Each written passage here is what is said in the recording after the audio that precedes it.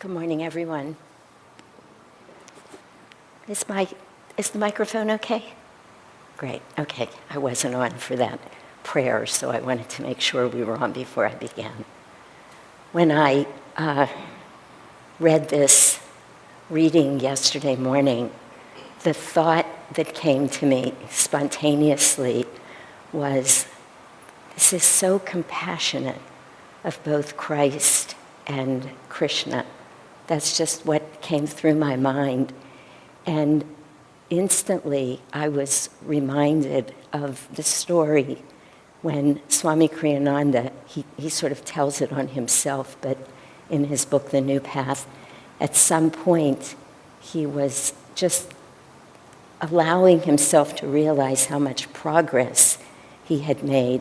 And then somehow, and I'm not remembering the story exactly, but Master said to one of the other monks, look how much I have done for Walter.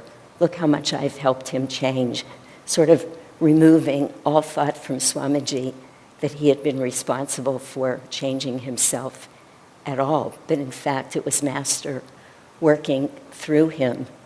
And when I had that thought yesterday, I felt such a sense of that grace, of just how present these masters are for us, because for some reason, I would assume it's because there are a lot of lessons in this reading for me.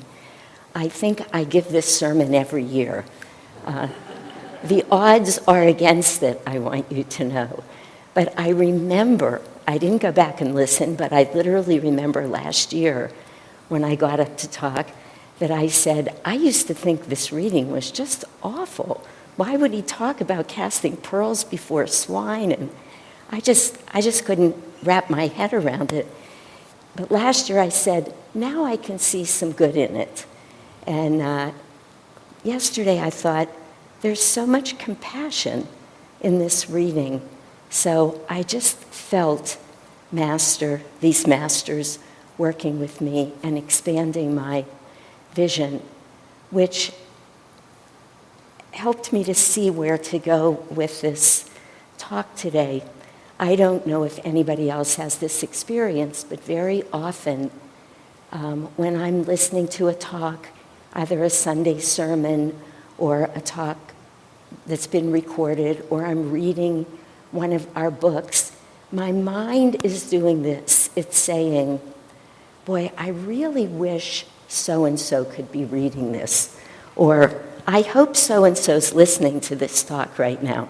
Kind of busily figuring out what the lesson is for somebody else in the moment. And every once in a while, when I'm sitting right down here, and I say to myself, I hope they're listening, then I say to myself, are you listening, Shanti? It seems obvious, but anyway, it happens to me. Maybe nobody else does that. So I realized what a setup this reading is.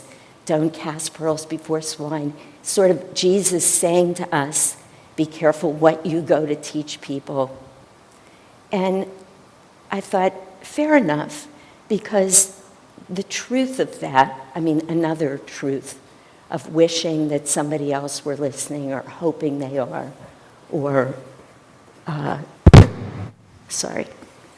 hoping that I might find a way to convey this truth to somebody. It's not just arrogance. It's this deep desire to share with those that we love the truth as we've seen it.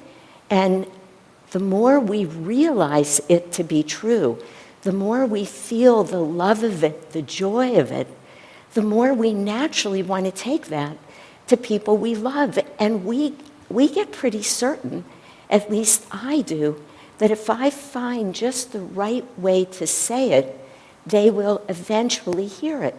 So I make the next mistake at times, which is telling them again and again and again, because as soon as I figure out how to say it, how could they not hear it? It's just simply the truth. But the motivation is one that comes from love. And I often feel that, even though the mistake is the mistake. And then I was struck. This is all, I'm just taking you through my day, my yesterday, today, with a few things that I heard on Guru Day, a few things that Asha said. There were 3 or 4 lines that really stayed with me. I couldn't get to the recording of those talks. They're not up on the web, but I think that I have them accurately. One of the things she said is that although she knew Swami Kriyananda to be in a place to answer almost any question that anybody ever had in the years that she spent with him, that she never once saw him or heard him try and persuade anybody of anything. He would have a conversation with them, he would answer questions, he would communicate with them about the issue, but he never tried to persuade them. He would never fight against their resistance. That if he felt that coming up, he would just become quiet or lovingly quiet. He didn't withdraw his energy, but he never tried to persuade them. He himself says in his commentary on this reading, he says, it's so wrong to try and impose what you perceive as the truth on anybody, even if it is the truth, because it takes away from them their birthright, all of our birthrights of free will, that we will get to these answers, these lessons, these truths in our own time, in our own way, and exactly when it is right for us, not when somebody else thinks it's right for us. And right for us means what? When our energy has reached a certain place in our spine, when our soul has evolved on its own long journey to that exact moment in time when it's perfect for us to hear that truth. And in the way that it's perfect for us to hear that truth. And then I started, it just felt so loving to me to remember to not impose our thoughts or feelings on other people. I know there have been times where somebody with all good intention has tried to show me something about the spiritual path. And they tell me the truth, and I know it's the truth, and I know the words, but I find myself often saying, don't they think I know that? That if I could be living that right now, I would be? And it seems very loving to allow that room, not just for the person, but to also remember that one of the chants that our chanters were singing this morning, he knows whom he lets know. And that line just stuck with me because it just says, in God's time, when God knows it's time for us to hear something, he finds a way to tell us. We all have our story. I've listened to hundreds of them from many of you and other people, we all have, about how Master came to us or a teacher came to us at exactly the moment we didn't even know it. We may not have been asking for that lesson, but just in that moment we were open to it and we could hear it because they know. One of the other things that Asha said right when she was standing at the Jesus shrine, again on Guru Day, that was so compelling for me, and I don't know where the quote was from, but it was a quote. She said it was a quote, that every great master who has ever lived, every avatar, remains as a vibration in the ether. That is so extraordinary, knowing that every great master who's ever lived is there for us in that vibration as energy. As soon as we are ready to touch into that vibration. I mean, Master's own words in 1949, interestingly enough, on July 31st, which is the day today, at a garden party in Beverly Hills, when he said the very words that led Swami Kriyananda on his path to develop communities to bring us where we are today, where he said, "This day marks the beginning of a new era." He said, "My spoken words are planted in the ether, in the Spirit of God, and they will change the West." What a statement, in the Spirit of God.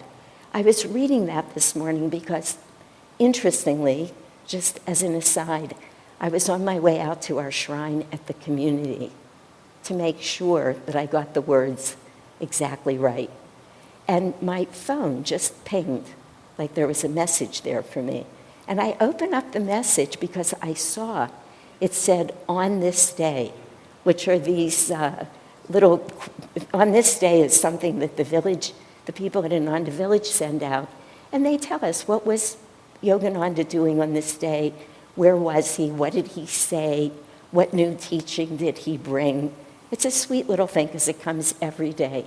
And this, on this day, was that on July 31st, at a garden party in Beverly Hills, Master said these words, literally, as I was walking out to read them. It's like Master said, "Just stay where you are, honey, I'll bring them to you." I looked at it, I just couldn't even believe it. You just have to love God. You just have to love God when those things happen. But those words remind us, and they are planted in the ether, in the Spirit of God, meaning in all that is, these words are true. They will change the West. That these masters are in the ether permanently. They're there. They know exactly when we're ready. In a very sweet line that I read some time ago about Master's comments about Rajasi, who was, we know, his highest, most highly evolved male disciple. He said about when he gave him samadhi, he said his soul was ripe. Just letting us know that there's a reason for when these teachings are shared and how they're how they're shared. He sent a beautiful letter to Rajasi at some point. Rajasi had obviously written to him that he had gone to Mount Washington and had worked with a certain group of people. I don't know where Master was in India at the time. He wrote him from India. It was 1936. And he said to him, "I'm so glad you did that." He said, "I waited for those particular souls for at least 10 years because I knew they were yours." You see what's happening? These masters know how to guide people. These masters, we have no idea what's going on. We just walk into somebody's life and we, like, "Here, you should read this. This is for you. You should listen to this talk." Now, I'm not saying we never do that. We can offer it to somebody and say, "This was a great talk. I'd love to share it with you." But it's just interesting realizing the exquisite sensitivity and knowing and love that goes into helping people take their next step on the spiritual path. I recently had a discussion with a good friend of mine, and she was having a moment of touching into a feeling of devotion in a very profound way, and having one of those moments where she was saying to me, "But how are we going to awaken this in everybody? How are we going to make sure that all of our guru bhais are living with this devotion?" And then we just both stopped and looked at each other, and I said, we both know the answer to that. We live it. That's our role. Our role is to teach it by living it, by being that devotion, by living in terms of all of the spiritual qualities that Krishna talks about in the second part of this reading. And as we live that, our own vibration raises, our magnetism raises, and people without knowing why are drawn to that vibration of the divine as we are able to let it come. So it's not that we have nothing to share with those that we love. It's how we share it. We share it by living it. We share it by remembering these masters are right here, just like they came and got us. Whenever they did, whatever your story is, whatever landed you here, they'll find these other people that we love in precisely the right moment. Then, that's about them. About us is what Krishna does. As Krishna always does, I am always amazed at the compassion and the hopefulness that Krishna shares in every stanza of the Bhagavad Gita. Because and he's done it again here, what he did, and this comes at the very 10 stanzas before the end of the Gita. He's gone through everything with Arjuna, and right near the end, he says to Arjuna, and don't share these teachings with people who have not developed these qualities. And then he gives us all of the qualities that we need to live as we would want to live on the spiritual path and to develop our own compelling need to know the truth. Because that's the other part of what I was just talking about. People need to ask questions. They need to want to know. They need to be open to know if we're not masters. So for us to share anything with anybody until they come to us and say, can you help me find the way? There's a lovely story that's in Sister Gyanamata's book. Now, Sister Gyanamata was Master's most highly evolved female disciple, and she was a great saint in her own right. The Master left her with the responsibility of writing letters, of answering questions that the devotees had. And I just want to see if I can pull this up because I haven't read it for a while. But she wrote a letter to someone and she said, I want to answer this because I want you to have it in writing. And she said, I'm going to give you 5 principles that will answer any question you have on the spiritual path. 5 spiritual principles. And they were very much like, this is why this story just came into my mind, very much like what Krishna is just saying to Arjuna. And she writes this long letter, and at the end of the letter, she says to whoever she's writing it to, if you don't, she said, don't throw this letter away, even if you're inclined to. She said, keep it. And she said, if right now you don't see the truth of it, if it doesn't resonate, if you don't believe it, save it until you do. And it was just said with so much love. Someday this will make sense to you because these are the spiritual principles upon which everything on the path, all of our effort is based. And I don't have her exact words, but I know they were very much like what Krishna was saying to Arjuna. And he said, don't share these teachings.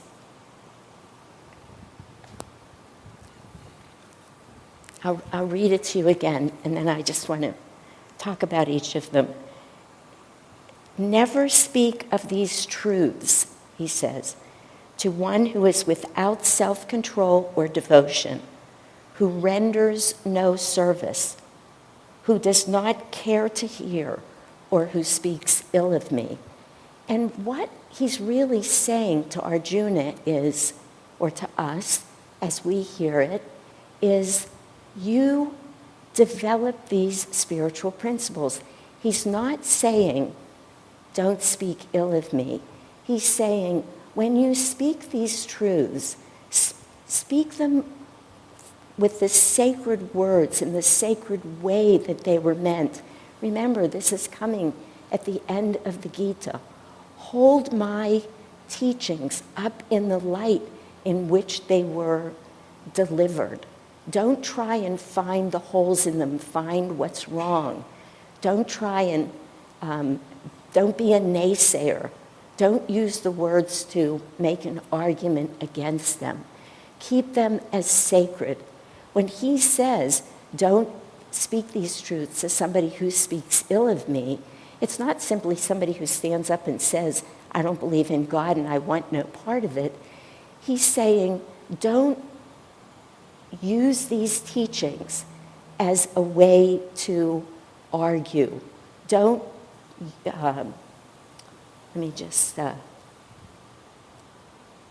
in that way, don't use my words. Don't minimize, demean, use them in any negative word. Again, these are sacred teachings that I'm giving you.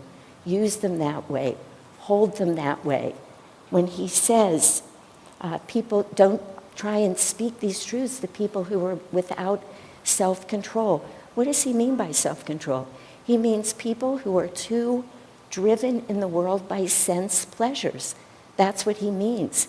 Because where does that leave all of us? He's saying if you don't rise above sense pleasures, then you're restless. You can't absorb these truths. You're always looking for more ways to be satisfied. If a little's good, more is better. Oh, that didn't do it. Let me move on to more.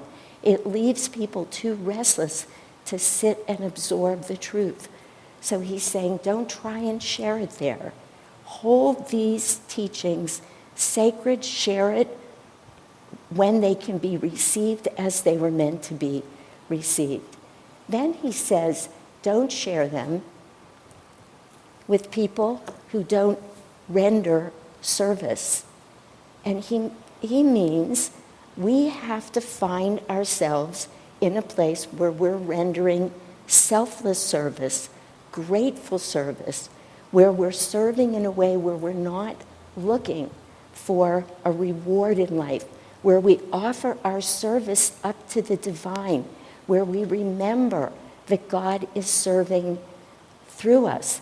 Sri Yukteswar said, as long as we are breathing the free air of this earth, we are under obligation, he said, to render grateful service.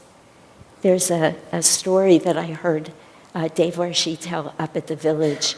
Devarshi's a man who's now living in India and serving over there as the head of the Kriya ministry in India and in Europe, I think. But he lived at Ananda village for a long time, and he lived with his wife, Maria, who now died some years ago. But they had a very sweet habit, and I've heard him do this with other things, of taking the words of the masters and turning them into mantras in their homes. So instead of ever arguing with each other or ever having to do what I was just speaking about not doing, one of them might just say the mantra. So if they were grumbling, one of them was grumbling about doing something that needed to be done, the other one would say, oh yes, rendering grateful service. And you can see if you're a devotee of Master, in a moment you're just lifted up out of your grumbling. So he said, once a week on a certain night they always cleaned their home. And his job was to clean the kitchen and the bathrooms. He said, which involved, of course, the sinks, the toilets. I actually thought when I heard that he got perhaps the raw end of the deal, but he wasn't telling this to complain. And he said, often Maria would wake up that morning and in her very childlike, wonderful way, she would say to him, guess what we get to do tonight? And of course he knew, but he would play along and he would say, I don't know, honey, what do we get to do tonight? And she would say to him, we get to clean the Guru's ashram. Isn't that beautiful? We get to clean the Guru's ashram. You may be cleaning the toilet, but you are offering it up to God. You are offering it into that divine space. You are cleaning because God is everywhere. So beautiful. It takes every little thing we do and turns it into an act of rendering grateful service. And then, of course, the very last thing that Krishna says is develop your devotion. Develop your devotion. Sri Yukteswar also said, you cannot put one foot in front of the other on the spiritual path until you have opened the heart's devotion, really is what he said, moved that devotion, that love up into your heart. And why is he saying that? Because in the heart, not when we're filled with feeling, with likes and dislikes, but when we are devoting what we're doing to God, when we're having an experience of God in the heart, it is so calm. It has reached that state where it becomes, where our energy becomes formless. And we are so calm there that it helps us open to intuition, which is really the experience of the divine. That's what it is.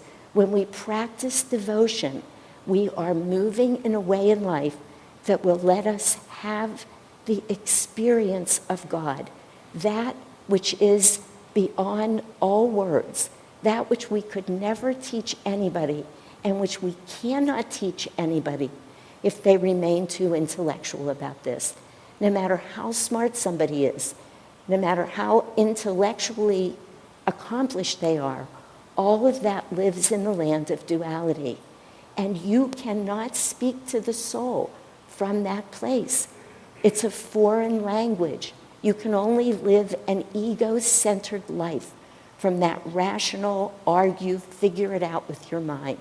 But the minute you're living from a place of devotion, then you are living in terms of a soul reality. And from that place, you then know God, you know these truths in a way that no man could ever teach you. There's such a beautiful story in Autobiography of a Yogi. Master actually devotes a chapter to it, and it's the story of when his sister Roma comes to him. Many of you will remember this. Really distressed. She's been married for many years. This is Master's older sister, who he says at the beginning of that chapter taught him. She was a big part of his spiritual growth. And when their mother died, it was Roma who stepped in and really tried to hold the vibration high in that home. And Master just had a very particular love for her. And she came to him now. This is before he came to this country. He was 20. And she said to him, my husband makes fun of all of our masters and all of my path. He's mean about it. He constantly chides me about wanting to meditate, about wanting to practice. I believe there's something that you could do. And Master says, just because in the moment I so wanted to give her something, he says, I told her, I'm certain I can help. He said, let me see what I can do. He said, then an inspiration came. He was going to one of the big Kali temples in Calcutta the next day, Dakaneshwar temple. And he said, why don't you and your husband come along? Don't mention to him why you're coming. Just bring him. And he said to her, I believe that in the high vibration of that temple, Divine Mother can speak to him and allow him to feel her presence. In the high vibration of that temple. I mean, the end of the story, which I will not tell in detail, but it's a beautiful story. You can read it in the AY. Is that, of course, the brother does have an experience through Master of Divine Mother, and their whole life changes. He converts the big bedroom into their meditation space. He takes a tiny little bedroom for himself. He continues to work, but he stays up all night, every night for the rest of his life meditating. So this is why Krishna talks about devotion and bringing a high vibration to our words, to our thoughts, to every deed that we do, because in that high vibration, God can speak to us. And then, as we know, every Sunday during our purification ceremony, we walk up here and we say, I seek purification by the grace of God. And what is the answer that the Master gives us? Open your heart to me, and I will enter and take charge of your life. And we all know the extraordinary beauty and meaning and grace of that. These masters will come to us when we can go to them and say, yes, I want you. I will keep calling you. I will have this feeling in my heart that says to you moment by moment, please come to me. I am ready. I am ready now. And of course, what can they do? Like the Divine Mother that Master brought to us, what can the mother do?